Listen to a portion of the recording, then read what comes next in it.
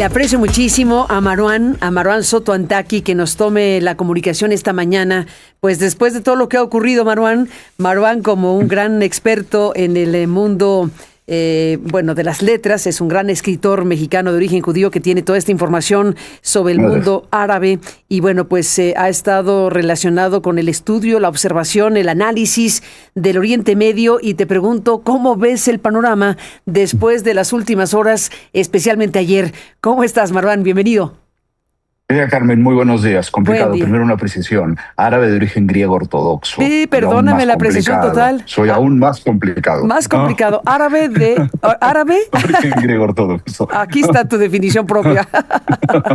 Más complicado todavía. Ver, pero bueno, en este complicado mundo. Pasamos una ruta extraña y preocupante. Al final tenemos que recordar que antes del cese al fuego, que se anuncia en la tarde, veníamos de una declaración por parte del presidente de Estados Unidos donde avisaba de aniquilar una civilización, lo cual en caso de haberse dado, de haber no llegado a un cese al fuego y tenido algún efecto sobre el último ultimátum que había dado para la apertura del estrecho de Hormuz, se habría convertido abiertamente en una declaración de crimen de guerra, ¿no? Sí. A la hora que no se da eso y lo queremos poner dentro de un contexto de un aumento de presión para llegar a algún tipo de negociación, estamos hablando del rompimiento ético más absurdo que alguien podría tener, al menos en lo que va del siglo XXI, ¿no? Fue un abierto llamado a la aniquilación de más de 90 millones de habitantes. No es para una cosa dirigida a la República Islámica, a la dictadura de los ayatolás, sino a una sociedad de 92 millones de habitantes. No es poca cosa. Marwan, que empezamos a ver eso como normal. Usó la palabra civilización. Absolutamente. O sea, usó la palabra, dijo, morirá toda una civilización para no volver jamás. Esa fue la frase. No es cualquier cosa eso. No, hombre, no es cualquier cosa eso. No es cualquier cosa. Entonces, más allá de lo que ha venido sucediendo después, a partir de la tarde, un poco antes del fin del último ultimátum, y lo pongo así porque ha habido una serie como matrioshkas de ultimátum, siempre que habría uno se encontraba uno más, al final resulta que sí, no nos escandaliza que ese sea el lenguaje que anula cualquier elemento político más allá de los elementos éticos y morales que contiene la misma declaración, pero nos sirven de contexto para justo lo que está sucediendo ya con el cese al fuego. ¿Qué quiere decir esto? Una absoluta desconfianza por las partes, y al final el que se haya pasado en tan poco tiempo de un espacio al otro nos obliga a pensar cómo se llegó ahí, ¿no? Por un lado, sí, efectivamente estaba la declaración. Por otro lado, sabemos que hay cierta participación de particularmente China, aunque también el gobierno de Pakistán, que es el que se ha encargado de negociar, el que se transformó en el mediador de todas las partes y que permite que se dé este incipiente cese al fuego, ha también agradecido la participación de Egipto, de Turquía, de distintos países, lo cual deja de entender un esfuerzo mucho más grande que solamente de Pakistán. ¿Por qué Pakistán importa? Pakistán importa por varias razones. Por un lado, Pakistán sí tiene un porcentaje de su población que no ve con malos ojos en general a Irán, podríamos ponerlo así mucho más genérico, sin división entre República Islámica e Irán. Por otro lado, es un país nuclear, es un país que tiene armamento nuclear. Por otro lado, también es un país que tiene un acuerdo de defensa con Arabia Saudita que ha sido atacado por Irán, de manera que una cierta idea de confianza que se le otorga también tiene ciertos elementos de presión hacia todas las partes. ¿Qué es lo que estipula el acuerdo de cese al fuego? Primero hay que tomar en cuenta que todo acuerdo de cese al fuego es increíblemente frágil, y esa fragilidad ya la hemos visto en las últimas horas. Dentro de los elementos prácticos, que podría sonar burlón, no lo es burlón, de hecho es complicado, ¿no? Es que llega Irán a, después de 40 días de guerra, una posición de mayor ventaja sobre el control del estrecho de Hormuz que la que tenía antes de la guerra. En el transcurso de la guerra incluso se le liberaron algunas sanciones para poder tratar de que circule parte del crudo producido por Irán, lo cual lo permitía ya estar durante la guerra con un país menos sancionado que lo que tenía, incluso con el acuerdo nuclear, incluso bajo Obama, pues, ¿no?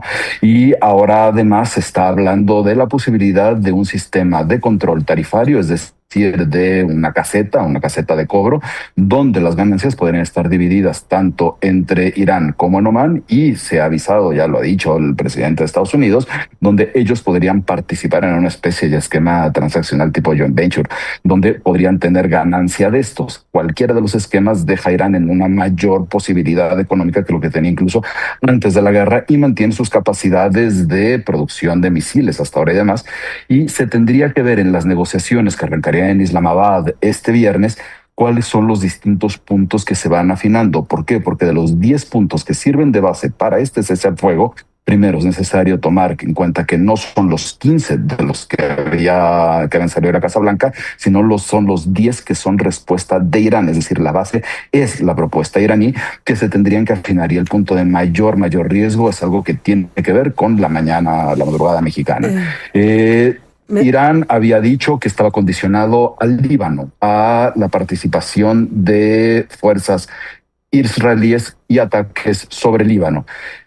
Hubo cierta ambigüedad por parte de la Casa Blanca ayer en la noche. Después, hacia la medianoche nuestra, Israel decía que no estaba incluido Líbano.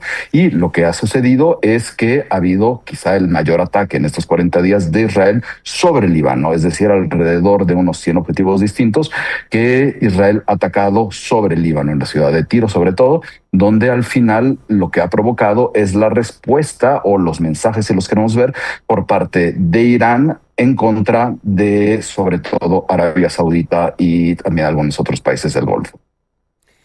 A ver, dices una cosa importantísima. Son 10 puntos que se plantean por parte de Irán basados en la declaración del Consejo Supremo de Seguridad Nacional, pero están los otros 15, los 15 de Estados Unidos y de Israel, ¿se entiende? ¿Cuál es la materia entonces de negociación para las 2 semanas? No sé, el documento iraní. 100% el documento iraní. ¿100% los 10 puntos? A ver, el problema es que si bien las declaraciones han sido contradictorias, incluso la forma en la que fue reconocido por parte del presidente Trump, en el que se dice que han recibido un documento por parte del gobierno de Irán que sirve de buena base de negociación, nos da a entender que estamos partiendo de la base de negociación iraní. Por otro lado, lo que se ha dicho y lo que hemos visto es que la posición que ha sido aceptada dentro de todo de un régimen nuevo para el control del estrecho de Hormuz tiene mucho más que ver con la propuesta iraní que con cualquier otra cosa, ¿no? ¿Qué quiere decir esta propuesta? Hay dentro de las peticiones que se quieren refinar a partir de estas negociaciones que inician el viernes por parte de Irán, es que haya algún tipo de levantamiento o algún tipo de cuota de compensación sobre los daños y demás, que en realidad su manera de ser efectivo serían a través del sistema de cuotas que permitiría la caseta del estrecho de Hormuz. Es decir, no se paga la compensación por los daños que ha habido, nadie paga los daños como normalmente ocurre más allá de derecho internacional, sino que la liberación de cuotas o de un sistema de peaje en el estrecho de Hormuz le permitiría constituir un capital que no tenían antes de la guerra. Que esto es importante. ¿Por qué es importante? Primero porque no solamente no hay un cambio de régimen, como lo he insistido y sigue insistiendo el presidente Trump, en realidad lo que se tiene es a quizá algunos políticos más pragmáticos, pero sí a un liderazgo supremo más radicalizado, con fama de tener mucho más posiciones más radicales incluso que la de Ali Khamenei, y que al mismo tiempo sigue con su capacidad de producción de misiles, lo cual también se tendrá que afinar, pero no hay manera que Irán ceda en eso no lo van a aceptar, y que al mismo tiempo tiene más capacidad de capitales. ¿Por qué tiene más capacidad de capitales? Porque ahora podría cobrar además una cuota por el estrecho de Hormuz, más allá de que la divida o no con Omán. Quien queda fuera de esto es sobre todo Emiratos Árabes Unidos, que es el tercer país en disputa del estrecho de Hormuz, y que al final no se encuentra en una posición de tanta aceptación a lo que se está viendo dentro de las mesas de negociación y la retórica que se ha estado usando. Vaya panorama, pues entonces tendremos 2 semanas. ¿Qué palabra te viene a la mente de lo que puede pasar en 2 semanas? Es la fragilidad, es la fragilidad absoluta, pero al mismo tiempo la fragilidad absoluta es una condición que tampoco podemos desestimar tanto, ¿no? Sí es la primera noche que ha tenido, en verdad, un sector gigantesco, que ha tenido la sociedad iraní, ¿no? De no tener miedo de que les caigan las bombas encima. Hay un hecho ayer que no se nos puede olvidar y que tenemos que tomar la dimensión. Todos los que tenemos alguna relación con la zona sí sabemos que hay gente dentro de Teherán que, con todo el bloqueo de internet, sí buscaba despedirse de la gente en las diásporas. diásporas. ¿Por qué? Por el temor al que se habían enfrentado tras la amenaza de eliminar una civilización, Claro. y que puedan tener cierta idea de tranquilidad de que al menos un par de noches no les caigan unas bombas sobre la cabeza. No es poca cosa cuando uno se pone en su lugar. Totalmente de acuerdo. Marwan, te aprecio muchísimo que nos tomes esta comunicación y si no tienes inconveniente seguiremos hablando. Por Un favor, fuerte encantado abrazo. siempre. Gracias, Muchísimas Marwan. gracias, Carmen. Marwan Soto Antaki, gran especialista y gran escritor que nos ha compartido estas